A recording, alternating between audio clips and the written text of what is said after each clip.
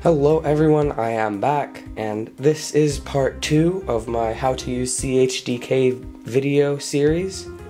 And last episode we looked at extra photo operations, and now we will be looking at the video parameters and RAW.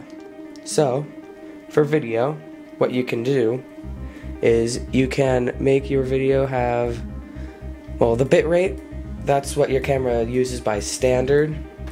And if you have quality, then you can adjust the quality here. So, with the bitrate option, if you come down to video bitrate, it'll multiply the data rate of the video stream by whatever number is denoted here. But if you go to quality, you can adjust the quality from 0% to 100%, which would be nearly raw video. However, if you do choose to choose a very high number, you need to make sure that your SD card is fast enough. You can tell this by looking at your SD card and seeing if there is a number on it.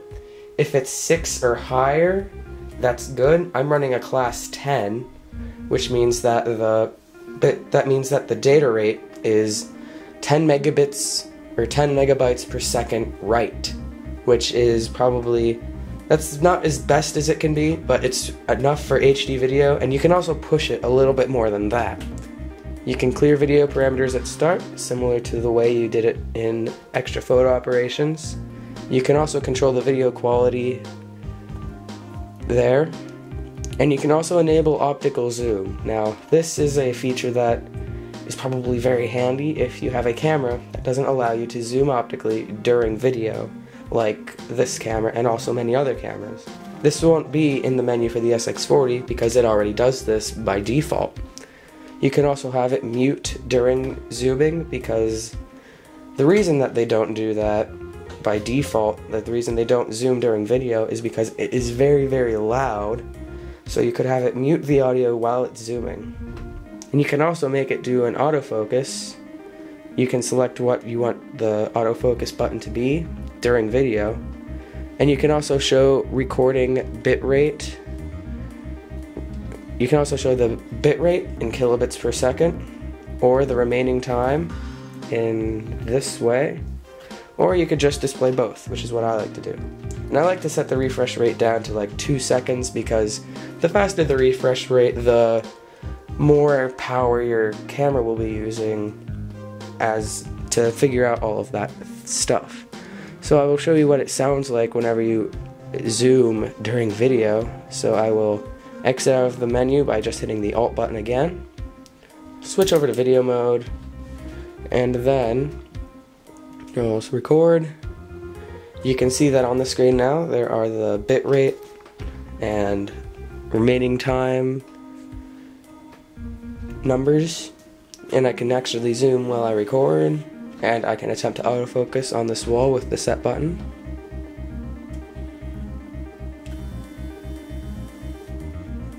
And now I'll be able to show you what that video looked like.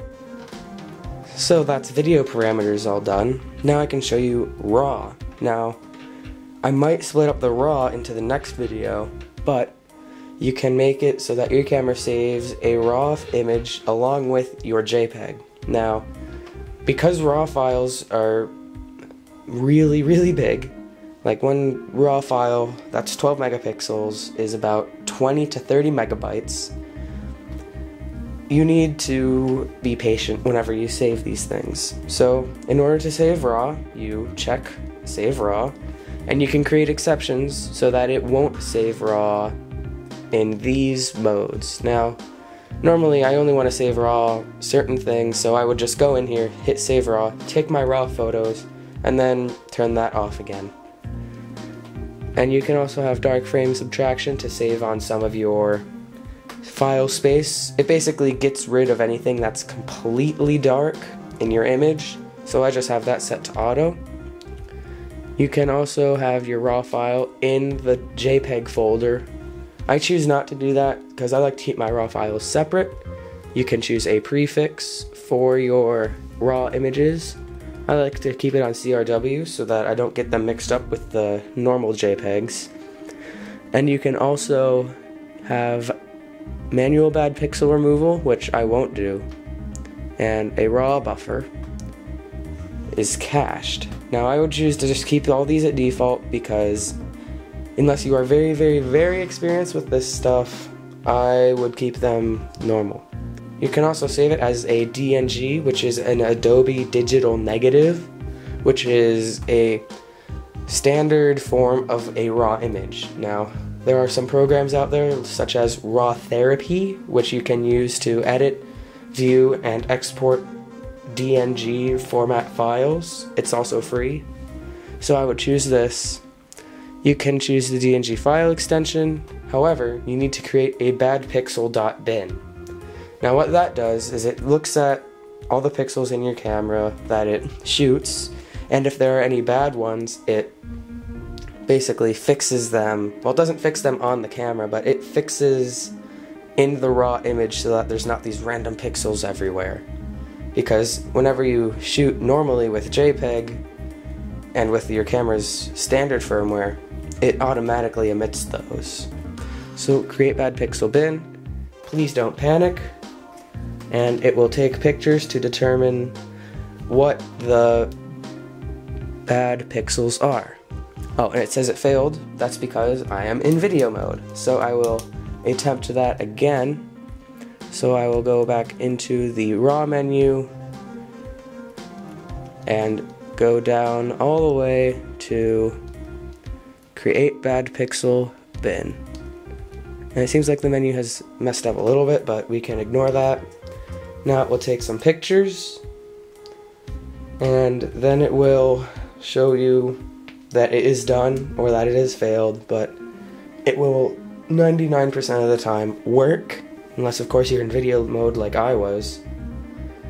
So you can see it's taking a while because I had save raw as an option, because it's saving that huge file to this SD card, and yeah. So it will take these pictures and it will create badpixel.bin, and then after that you can shoot in DNG and save it as RAW. And I will be making another video, probably part 3, on how to modify these RAW images in free programs on your computer.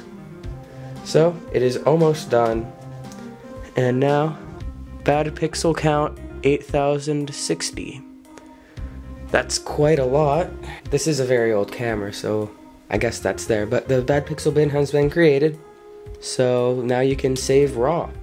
Now it did save all of those pictures to your camera, all these white pictures, so you can just delete them. Not need to worry about getting rid of anything there.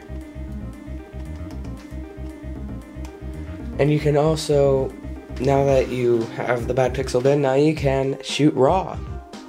So that concludes part 2 of my how to use CHDK video. So I will see you in the next video, and in the next video I will show you how to manage your RAW images with free programs on your computer. So this has been me, LaserLord10. If you liked the video, please do like the video, and I will see you next time.